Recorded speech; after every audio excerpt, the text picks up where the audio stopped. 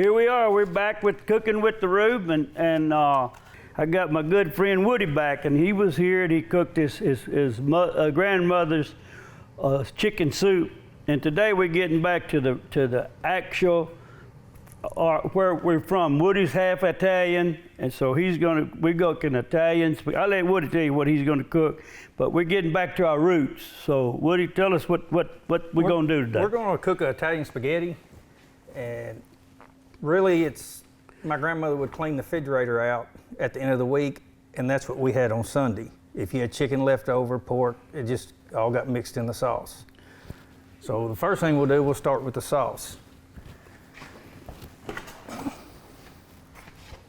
I can my own tomato juice. I start with tomato juice. And then you put a little bit of tomato sauce and some puree. In the summer, I really like the summer better because you can get good garden tomatoes, and I use real tomatoes. Is that pot gonna be big enough, Wood? Let's go along. I want to, we're gonna discuss about your heritage and what you did in Italians, and I met your family. I want you to talk about your family, and because yeah, we're cooking, but we really want the stories about why like you and I cook all the time, but yeah. it's because mine is the Hispanic side, but yours is Italian. And so I want to discuss that, but go ahead on. I used to sit around with my grandmother, and she'd chop up the bell peppers, and she'd chop up the celery and onions, and it always smelled good in her house. And of course, no good Italian always likes garlic.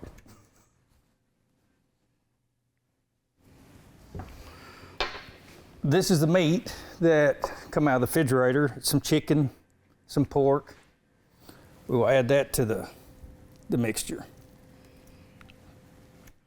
And this is the sauce you make? This is the sauce that we're making. Okay. And we will let that cook. And it normally take about an hour for everything to kind of get blended together. A little bit of salt. I don't use much salt. I normally let people salt their own. And pepper.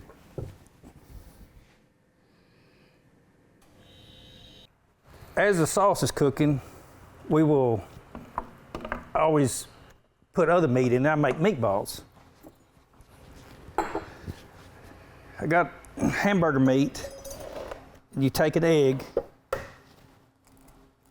and put one egg in it, and we have milk.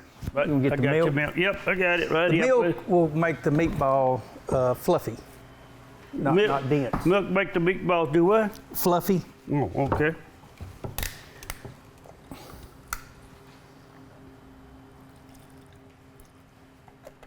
I never understood why my grandmother did it, but then when she got older, she finally told me. What the milk or the what the milk was for. Oh, okay. All right. Also, you were saying there was 14 kids in your grandmother's family, Yes. right, Woody? No, my grandfather's. Grandfather. Oh, okay. And at Christmas time, the whole family got together.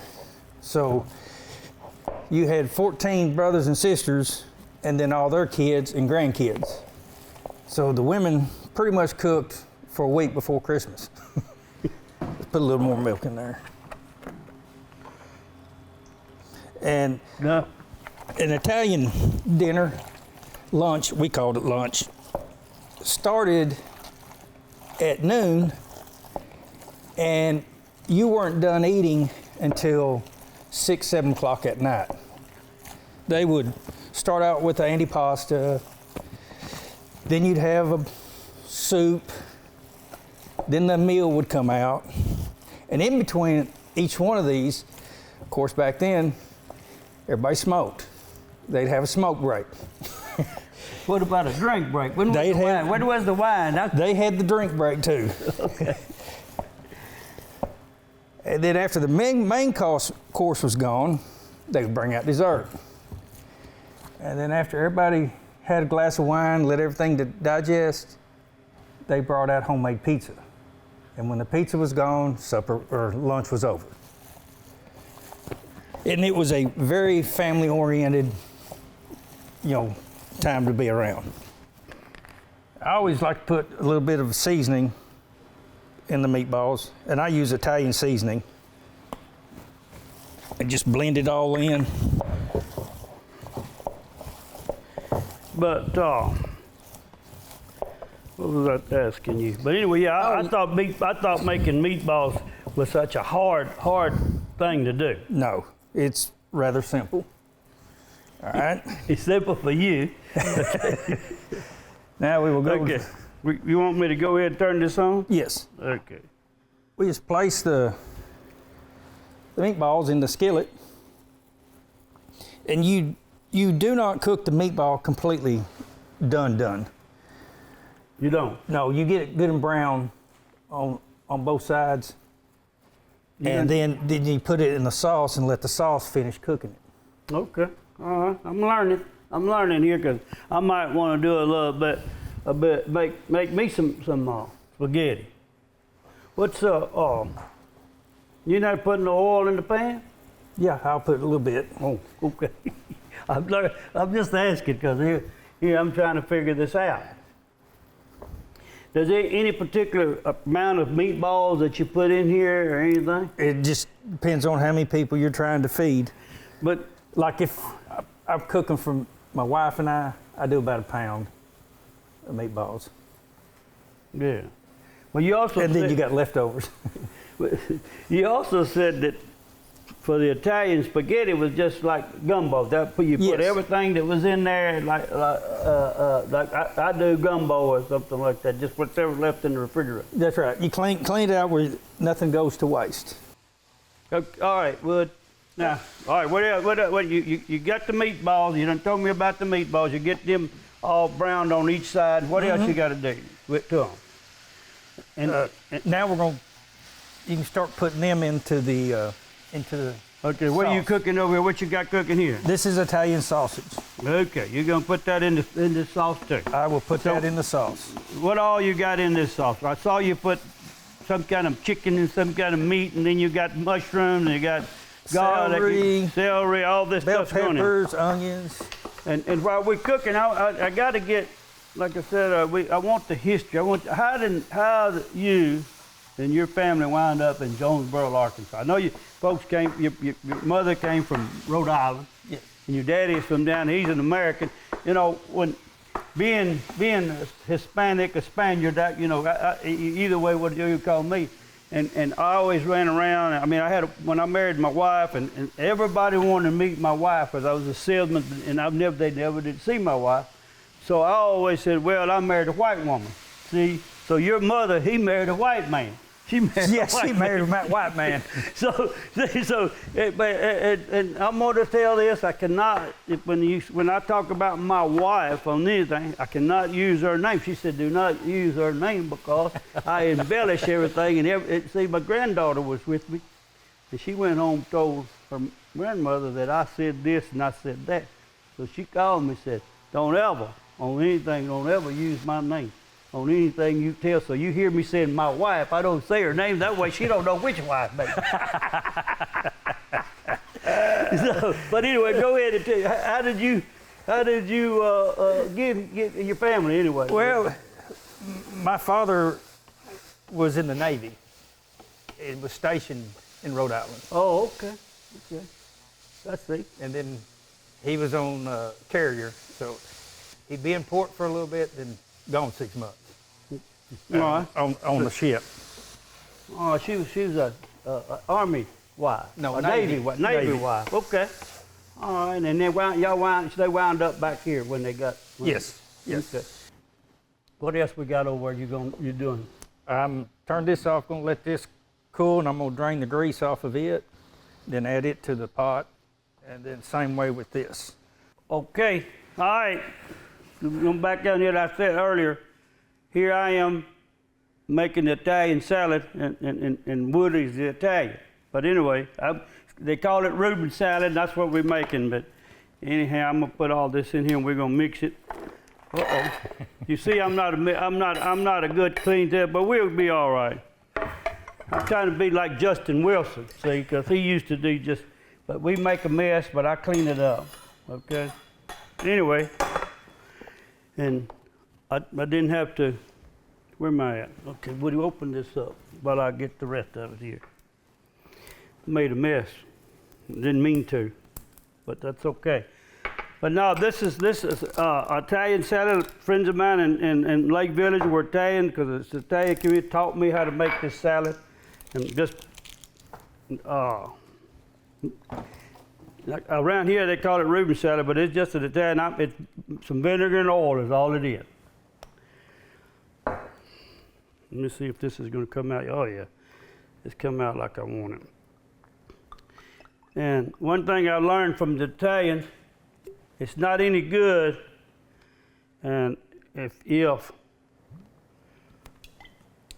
don't mix it with your hands. So y'all gonna see me mix this with my hand, but that's just the way it is. That's the way I was taught, so we're gonna do it. Let me make sure. I don't want to be like Woody if I forget. Oh yeah. And here's my hack. I'm gonna get this hack that I've been telling everybody. I told y'all earlier, and I messed up. I'm gonna use this hack today. I will say this, it's not my hack. I don't try to claim anything that I didn't make, but I saw this on either TikTok or something, and I really like it. And I can't believe that all these years, I've been buying, a lemon squeezer and all this stuff, and all you gotta do this, and it'll just all do it on your own. So anyway. It's easy. And then you just hey, it's easy. And you throw the lemon away when you get done, and no seeds are in it. And I just, like I said, I was amazed when I saw it, and I use it now. And I want everybody else to use it. Try it, anyway. So, I am going to use, I got to get some Parmesan on it, but we'll do that later. But that's all it is to it. Making this Italian salad or Reuben salad, whatever you want to call it. And we always made it, and Ben this berry, since I'm up here at Acorn, it's the gin. That's where I got my start at the gin. And the Italian, we always had one big customer appreciation, and they made this salad all the time. What am I, we're gonna put some real Parmesan on it.